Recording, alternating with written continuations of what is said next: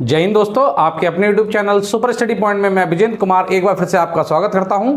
हम Indian geography की series को पढ़ रहे हैं, जिसमें बेटा हमने अब तक भारत के परिचय को, द्वीपों को और बेटा भारत के दर्रों को पढ़ लिया था।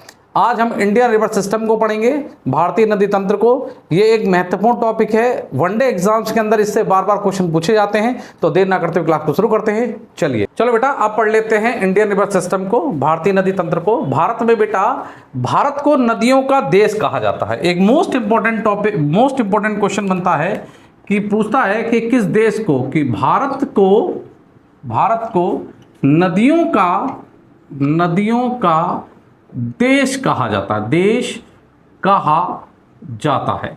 तो एक इंपॉर्टेंट क्वेश्चन बनता है कि किस देश को नदियों का देश कहा जाता है। तो मेरे प्यारे बच्चों, भारत को नदियों का देश कहा जाता है। क्यों कहा जाता है? क्योंकि भारत में 4000 से ज्यादा छोटी बड़ी नदियां हैं।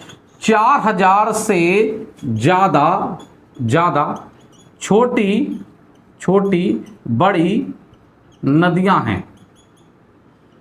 तो एक इंपॉर्टेंट क्वेश्चन बनता है कि भारत में कितनी नदियां हैं। तो बेटा 4000 से ज्यादा छोटी बड़ी नदियां हैं। कुछ राष्ट्रीय नदियां हैं, कुछ अंतर्राष्ट्रीय नदियां हैं, कुछ बेटा राज्य की नदियां हैं, कुछ क्षेत्रीय नदियां हैं। तो सभी नदियों के बारे में एग्जाम में नहीं पूछता।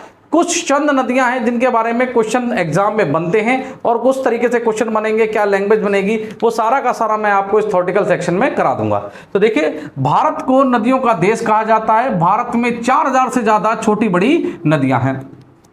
अच्छा, हर देश के लिए बेटा नदियों का अपना एक महत्व होता है। क्यों होता है? क्योंकि नदियां जो होती हैं बेटा कृषि के लिए आवश्यक होती हैं, वनों के लिए आवश्यक होती हैं, पारिस्थितिक तंत्र के लिए आवश्यक होती हैं, जैव विविधता के लिए आवश्यक होती हैं बेटा। जहां तक अगर मैं बात करूं बेटा, धार्मिक आधारों पर भी हम नदियों को बांट सकते हैं। वो धार्मिक आधारों को लेकर भी नदियों को बांटा जाता है। जैसे हिंदुस्तान हमारे देश में नदियों को माताओं का दर्जा दिया जाता है। जैसे एग्जाम्पल अगर हम बात करें, गंगा नदी को क्या कहा जाता है बेटा? भारत की माता, यानी कि गंगा को माता कहा जाता है। ठीक है, तो गंगा नदी जो है, नदियों को धार्मिक महत्व दिया जाता है। परिवहन के लिए नदियां प्रयोग की जा सकती हैं, या नदियों का प्रयोग होता था। प्राचीन काल में क्या होता था? नदियों का प्रयोग किसके लिए होता था बेटा? आवागमन के लिए होता था, परिवहन के लिए होता था। आज वही हमने समाप्त कर दिया है। हमारा परिवहन नदियों से समाप्त होता चला जा रहा है। बहुत कम क्या रह गया? नदियों पर परिवहन रह गया है बेटा। सामाजिक दृष्टि से भी क्या है, नदियां बहुत महत्वपूर्ण है। क्योंकि कोई भी सभ्यता अगर बनी है, आप देख लो, कोई भी सभ्यता अगर बनी है तो वो नदियों के किनारे ही बसकर बनी है। जैसे हमारी सिंधु घाटी सभ्यता, सिंधु नदी के किनारे एक सभ्यता का विकास हुआ, जिसे सिंधु घाटी सभ्यता कहा गया। तो ये सब एक बहुत महत्वपूर्ण क्रिया को निभाती हैं। और ये नदियां जो हैं, किसी भी देश के विकास के लिए बहुत महत्वपूर्ण मानी जाती हैं। तो हमने भारत की नदियों को दो भागों में विभाजित किया है। जो भारत की नदियां हैं उन्हें दो भागों में विभाजित किया गया है बेटा, कि दो भागों में बांटा गया है। तो भारत की नदियों को दो भागों में बांटा गया है। कौन कौन से दो भाग हैं? नंबर 1 और नंबर 2। नंबर 1 इसे बोलते हैं बेटा हिमालय से निकलने वाली नदियां। हिमालय से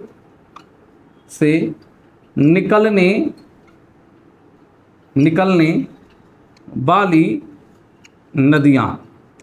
जो नदियां हिमालय से निकलती हैं, हमने उस आधार पर हमने बांट दिया कि हिमालय से निकलने वाली नदियां। और दूसरा भाग मैंने इसको बांट दिया कि जो प्रायद्वीप भारत से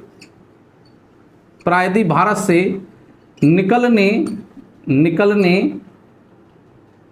वाली नदियां। प्रायद्वीप भारत से निकलने वाली नदियां। अब सर, प्रायद्वीप भारत किसे कहते हैं? मैंने आपको पढ़ाया था, मैंने आपको बताया था कि 16 डिग्री अक्षांश रेखा से जो निचला हिस्सा होता है, जो 16 डिग्री अक्षांश रेखा है, उससे जो निचला हिस्सा कहा गया, उसे हमने प्रायद्वीप वाला भाग कहा। हमने क्या कहा? हमने उसे प्रायद्वीप वाला भाग कहा। हमने कहा कि 16 डिग्री अक्षांश रेखा से जो निचला हिस्सा है, उसे हमने क्या कहा मेरे प्यारे बच्चों? प्रायद्वीप कहा। तो ये हम कह दिया कि 16 डिग्री अक्षांश रेखा जो है, ये मैंने मान लिया 16 डिग्री क्या है? अक्षांश। 16 डिग्री उत्तरी अक्षांश, अगर मैं ठीक से बोलूं तो 16 डिग्री उत्तरी, जो उत्तरी अक्षांश रेखा है, इसके नीचे का जो भाग है, ये क्या कहलाया? ये प्रायद्वीप भारत कहलाया। इसे क्या बोलते हैं मेरे प्यारे बच्चों? इसे प्रायद्वीप क्या बोलते हैं? प्रायद्वीप भारत। तो प्रायद्वीप भारत से निकलने वाली नदियां, ठीक है, और हिमालय से निकलने वाली नदियां, इन्हें हमने दो भागों में इस प्रकार से बांटा। एक आधार और भी कह सकते हैं कि जो नदियां हैं वो अपना जल या तो बंगाल की खाड़ी में गिराएंगे या फिर क्या कराएंगे बेटा? अरब सागर में। तो हम इस आधार पर भी नदियों को बांट सकते हैं कि बंगाल खाड़ी में गिरने वाली नदियां और बेटा अरब सागर में गिरने वाली नदियां। तो नदियों को विभाजित करने के बहुत सारे आधार हैं। तो इसी क्रम को चलते हुए पहले हम पढ़ेंगे बेटा हिमालय से निकलने वाली नदियों के बारे में। तो अगर हम यहां पर देखें कि हिमालय से निकलने वाली जो नदियां हैं बेटा, उन्हें हमने दो भागों में क्या किया बेटा? विभाजित किया। हमने यहां से ही दो भागों में इसका विभाजन कर दिया। एक हमने कर लिया कि भाई एक तो गिरेंगी या तो अरब सागर में, जैसे मैंने बताया अरब सागर में गिरने वाली नदियां। हमने कहा कि सर अरब सागर में गिरने वाली नदियां, ठीक है। और दूसरा, एक आधार तो ये हो गया, दूसरा आधार मैंने क्या माना? दूसरा मान लिया इसको बंगाल की खाड़ी में गिरने वाली नदियां, ठीक है।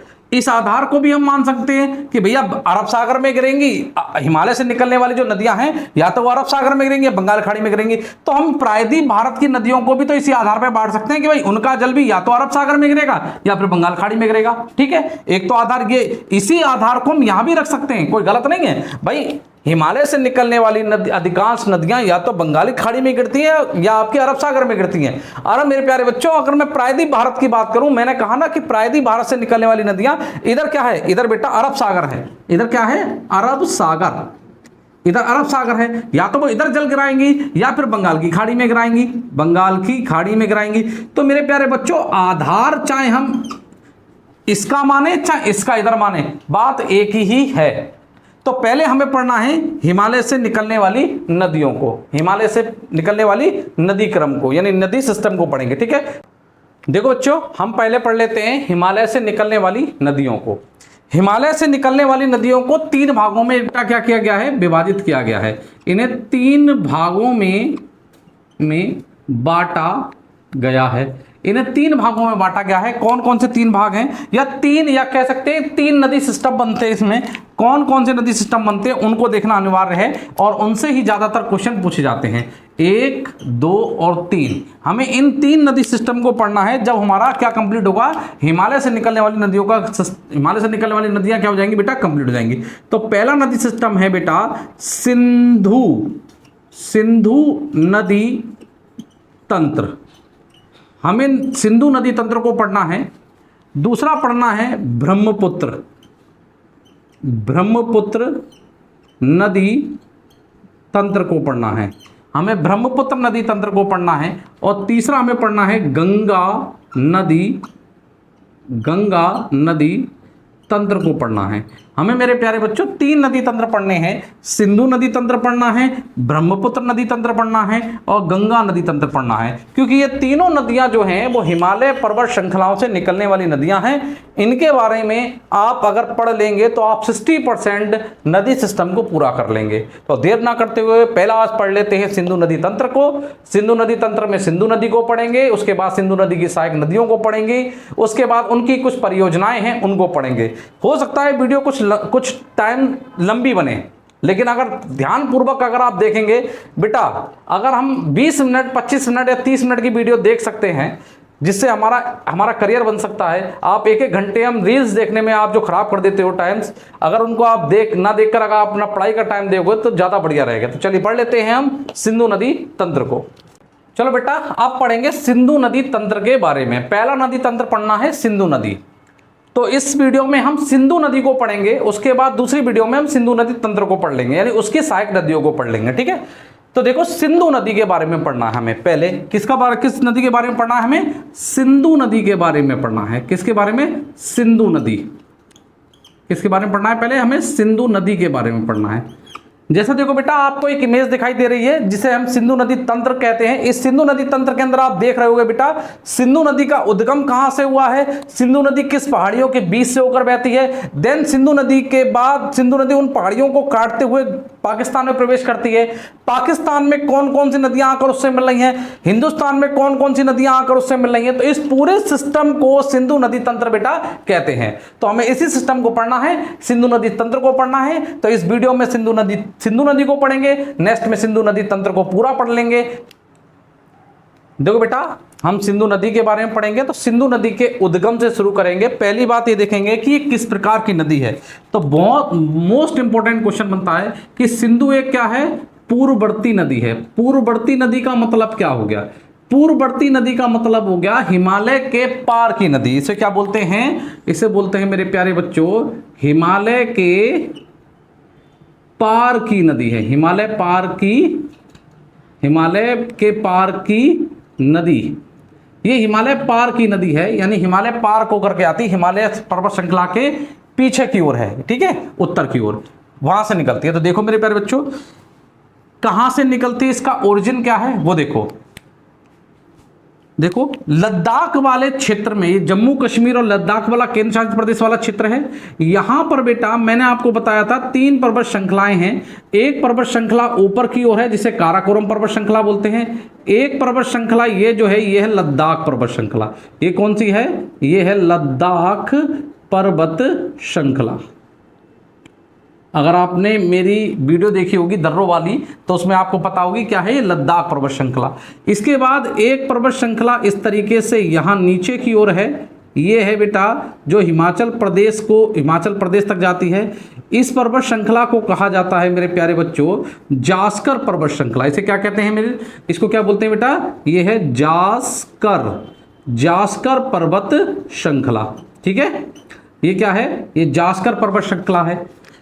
तो इसी लद्दाख पर्वत श्रृंखला ये आगे की ओर चली, लेकिन यहां पर कुछ टूटा हुआ हिस्सा है और आगे चलकर ये कैलाश पर्वत श्रृंखला के रूप में बदल जाती है। इसे बोलते हैं बेटा कैलाश, इसे बोलते हैं कैलाश पर्वत श्रृंखला, ठीक है। ये क्या है, कैलाश पर्वत श्रृंखला है। और इस कैलाश पर्वत श्रृंखला का जो सबसे ऊंचा पर्वत है, या इस कैलाश पर्वत श्रृंखला का एक पर्वत है जिसे बोलते हैं बेटा, इसे बोलते हैं कैलाश पर्वत। इसे क्या बोलते हैं हम, इसे बोलते हैं कैलाश पर्वत। ये कौन सा पर्वत है, ये है कैलाश पर्वत, ठीक है बेटा, यह है कैलाश पर्वत। अब इस कैलाश पर्वत की जो ऊंचाई है वो 6000 मीटर से ज्यादा है, और जिन पर्वतों की ऊंचाई 4500 से ज्यादा है उन पर ग्लेशियर हैं। ग्लेशियर यानी बर्फ के पहाड़ हैं। तो इस पर भी क्या है, इस पर बर्फ के पहाड़ हैं। यहां क्या है, ये बर्फ है, ये क्या है, बर्फ के पहाड़। तो ये ग्लेशियर इसे बोलते हैं चेमायुगडुम ग्लेशियर है, चेमायुगडुम ग्लेशियर। अब चेमायुगडुम ग्लेशियर बोलते हैं इसे, या फिर बोलते हैं बोखरचू ग्लेशियर। इसे बोलते हैं बोखरचू ग्लेशियर। ये बोखरचू ग्लेशियर के नाम से भी जाना जाता है। अच्छा सर, ये तिब्बत, ये जो कैलाश पर्वत है ये कहां पर है, या कैलाश पर्वत श्रृंखला कहां पर है, तो ये मेरे प्यारे बच्चों तिब्बत चीन वाले भाग में पड़ती है। तिब्बत का जो चीन वाला भाग, चीन का जो तिब्बत वाला भाग है वहां पड़ती है, ठीक है। अब ये जो बोखरचू ग्लेशियर या चेमायुगडुम ग्लेशियर है, ये पिघलेगा और पिघलने के बाद ये क्या बनाएगा, एक झील का निर्माण करता है। ये क्या करता है, एक झील का निर्माण। इस झील को क्या बोलते हैं, इस झील को बोलते हैं मानसरोवर झील। ये झील की खासियत विशेषता क्या है, एक इंपॉर्टेंट खासियत विशेषता के बारे में देखना। चलो इधर देख लेता हूं, ये खासियत और विशेषता देखना मेरे प्यारे बच्चों। इसकी विशेषता ये है कि यह विश्व की सबसे अधिक ऊंचाई पर, सबसे अधिक ऊंचाई पर स्थित मीठे पानी की झील है। एक आपने क्वेश्चन पढ़ लिया इंपॉर्टेंट, और ये एग्जाम में बार बार क्वेश्चन पूछा गया है कि बताइए मेरे प्यारे बच्चों, विश्व की सबसे अधिक ऊंचाई पर स्थित मीठे पानी की झील कौन सी है? तो वो मानसरोवर झील है। कौन सी बेटा? मानसरोवर झील है। अब इस जब झील बनी तो यहां से कोई धाराएं बनी, तो इसमें से एक धारा जो है वो पश्चिम की ओर चलना क्या करी, उसने प्रारंभ करी, पश्चिम की ओर बहने लगी, और जो पश्चिम की ओर बही और पर किस लद्दाख और जास्कर पर्वत श्रृंखलाओं के बीच बहती हुई ये कहां चली गई? ये चली गई बेटा कहां पर? पाकिस्तान। और पाकिस्तान में ये नदी, ये धारा जाकर लास्ट में कहां गिरी? ये अरब सागर में जाकर मेरे प्यारे बच्चों गिर जाती है। यानी कहने का मतलब ये है कि जो ये धारा है, इसी धारा का नाम है सिंधु धारा। इसे इंडस रिवर भी कहा जाता है। इसे क्या कहा जाता है? Indus river. तो ये कहाँ जाके गिरती है मेरे प्यारे बच्चों? तो ये अरब सागर में। ये क्या है? ये अरब सागर में जाकर गिरती है। तो मैंने आपको कहा भी था, मैंने आपको बताया भी था कि जो हिमालय की नदियां हैं या तो अपना जल कहाँ गिराती है बेटा? बंगाल खाड़ी में, या कहाँ गिराएंगी बेटा? अरब सागर में। हम इस आधार पर भी हम नदियों का क्या कर सकते हैं? विभाजन कर सकते हैं। तो बेटा हमने देखा कि जो सिंधु नदी है, इसका अगर मैं क्या देखूं, इसका अगर मैं ओरिजिन देखूं, इसका मैं उद्गम देखूं, अगर मैं इसका उद्गम की बात करता हूं, तो इसका उद्गम कहां से है? आपने पढ़ा इसका उद्गम कहां पर है? सर कैलाश, इसका उद्गम है कैलाश पर्वत से। और कैलाश पर्वत कहां पड़ता है? तो सर आपने बताया था कि यह तिब्बत चीन में पड़ता है। ठीक है मेरे प्यारे बच्चों। अब इस कैलाश पर्वत पर क्या है? ग्लेशियर। तो आपसे ग्लेशियर के बारे में पूछेगा तो आप बोलोगे चेमा युगडुम, चेमा युगडुम। अब चेमा युगडुम ग्लेशियर जो है, ग्लेशियर, इसी को क्या कहते हैं? इसी को कहते हैं बोखरचू ग्लेशियर। इसे क्या बोलते हैं? बोखरचू ग्लेशियर भी कहा जाता है। तो दूसरा आपसे क्वेश्चन ये भी बन सकता है कि सिंधु नदी का उद्गम किस ग्लेशियर से हुआ है? तो बोखरचू ग्लेशियर से हुआ है। अब तीसरा अगर और डीप खींचेगा आपसे और कुछ क्वेश्चन को पूछेगा तो आपसे ये पूछ सकता है किस झील से हुआ है? तो हम उसका नाम दे देते हैं, या नाम हमें पता है क्या है उसका? मानसरोवर झील। इस झील से क्या कह सकते हैं? इसका उद्गम कह सकते हैं। ये भी इंपॉर्टेंट हो गया एक तीसरा क्वेश्चन। तो ये पता चला कि सिंधु नदी एक पूर्ववर्ती नदी है। पूर्ववर्ती नदी पूरब की ओर बहने वाली नदी है, हिमालय के पार से निकलती है। सर उद्गम जो हुआ है कैलाश पर्वत श्रृंखला से हुआ है। कैलाश पर्वत का जो सबसे ऊंचा पर्वत, कैलाश पर्वत श्रृंखला का एक पर्वत शिखर है जिसे कैलाश पर्वत कहते हैं। ये 3 धर्म से जुड़ा हुआ पर्वत है। इसमें हिंदू, जैन धर्म और सिख धर्म तीनों से जुड़ा हुआ है। जब हम हिस्ट्री पढ़ेंगे तब हम इसको कैलाश पर्वत की एक महत्वता को देखेंगे बेटा। ठीक है। नेक्स्ट अगर मैं बात करूं कि किस ग्लेशियर से निकलती है, तो चेमा युगडुम ग्लेशियर या बोखरचू ग्लेशियर से निकलती है। किस झील से ये नदी बहती है? तो सर किससे बहती है? कहां से? मानसरोवर झील से बहती है। और मानसरोवर झील विश्व की सबसे अधिक ऊंचाई पर स्थित मीठे पानी की सबसे बड़ी क्या है बेटा? झील है। नेक्स्ट, ये नदी कैसी हुई? देखो बेटा, तिब्बत, भारत और पाकिस्तान। तो हमने ये कहा, नोट में आप लिखना, इंपॉर्टेंट बना के लिखना कि सिंधु रिवर, जो सिंधु नदी है, एक अंतरराष्ट्रीय नदी है। एक अंतरराष्ट्रीय नदी है। कैसी नदी है मेरे प्यारे बच्चों? अंतरराष्ट्रीय। सर अंतरराष्ट्रीय क्यों कहा आपने? कि अंतरराष्ट्रीय कहा इसलिए कहा क्योंकि ये एक से ज्यादा देशों में बहती है। तो किन 3 देशों में बहती है? हम कहेंगे तो कुल 3 देशों में बहती है। क्या किन देशों में बहती है? 3 देशों में। तो कौन कौन से भी 3 देश हैं? तो देखो, नंबर 1 है आपका तिब्बत चीन। दूसरा है मेरे प्यारे बच्चों, दूसरा है आपका भारत। और भारत में भी कहां बहती है? लद्दाख वाले भाग में बहती है। और अगर मैं तीसरे की बात करता हूं तो तीसरा कहां पर है मेरे प्यारे बच्चों? पाकिस्तान। तीसरा कहां पर है? पाकिस्तान। पाकिस्तान देखो, ये रहा आपका क्या? तिब्बत चीन। ये कौन सा भाग? भारत वाला। भारत में कौन से वाले भाग में? लद्दाख वाले भाग में। ये कौन सा आ गया? पाकिस्तान वाला भाग। ठीक है। तो अगर ये अंतरराष्ट्रीय नदी है जो 3 देशों में बहती है, तो इसकी कुल लंबाई कितनी है? अगर मैं इसकी टोटल लेंथ की बात करता हूं, टोटल लेंथ, कुल लंबाई, अगर मैं इसकी कुल लंबाई की बात करूंगा तो इसकी कुल लंबाई है 2880 किलोमीटर। ये 2880 किलोमीटर इसकी लंबाई है। लेकिन अगर मैं ये बात करूं इसकी length in India, length in India, इसकी भारत में लंबाई कितनी है, तो इसकी भारत में जो लंबाई है हम दो भागों में इसको बांट लेते हैं। कौन सी? एक तो बेटा 1114 किलोमीटर, ये जो लंबाई हमने बताई जो आपको, ये लंबाई जो है ये कौन सी हो जाएगी? ये लंबाई हो जाएगी लद्दाख प्लस के पीओके वाले हिस्से की। पीओके वाला हिस्सा कौन सा पड़ता है, मैं आपको इतना ही दिखा देता हूं, बस इतना ध्यान रखना कि देखो इस तरीके से हम इसका पीओके वाला भाग बना लेते हैं। ठीक है, ये है पीओके वाला हिस्सा, पाकिस्तान अधिकृत कश्मीर कहलाता है ये पीओके, ये है एलओसी लाइन। ठीक है, तो ये हो गई आपकी इतनी 1114 किलोमीटर की। लेकिन अगर मैं केवल और केवल भारत, अगर मैं केवल लद्दाख वाली बात करूं तो वो है बेटा 709 किलोमीटर। ये लंबाई जो है वो केवल और केवल किसकी है? लद्दाख की है। कि लद्दाख में कितनी बहती है? तो लद्दाख में केवल 709 किलोमीटर क्या होती है बेटा मेरे प्यारे बच्चों? बहती है। ठीक है, हमने क्या देखा कि ये एक अंतरराष्ट्रीय नदी है जो तिब्बत, भारत और पाकिस्तान में बहती है। हमने देखा कि इसकी कुल लंबाई कितनी है? 2880 किलोमीटर की है। इसकी कुल लंबाई जो 2880 किलोमीटर में भारत में कितनी बहती है? तो भारत में बेटा दो कंडीशन है, 1114 किलोमीटर जो लद्दाख और पीओके वाले हिस्से को है, और एक केवल 709 किलोमीटर जो केवल और केवल लद्दाख वाला हिस्सा कवर करती है। ठीक है, अब आ जाइए इंपॉर्टेंट, ये भारत में प्रवेश करती है तो कहां से? सर ये जो भारत में प्रवेश करती है तो उस स्थान का नाम क्या है? उस स्थान का नाम है दमचौक। क्या नाम है इसका बेटा? दमचौक। ये दमचौक से प्रवेश करती है। और दमचौक कहां पड़ता है? तो दमचौक पड़ता है बेटा लद्दाख में। कहां पड़ता है? लद्दाख में।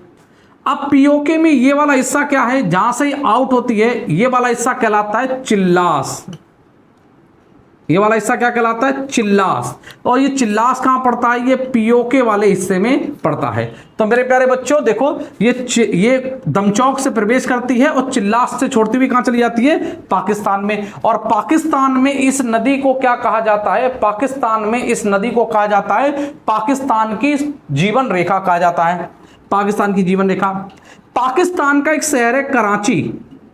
कराची, इसे पाकिस्तान का मुंबई कहा जाता है। ठीक है, कराची शहर किस नदी के तट पर बसा हुआ है? तो सिंधु नदी के तट पर बसा हुआ है। किस नदी पर? सिंधु नदी के तट पर बसा हुआ है कराची शहर। ठीक है मेरे प्यारे बच्चों, अब आ जाओ, एक हिंदुस्तान का शहर है, हिंदुस्तान का एक है लेह।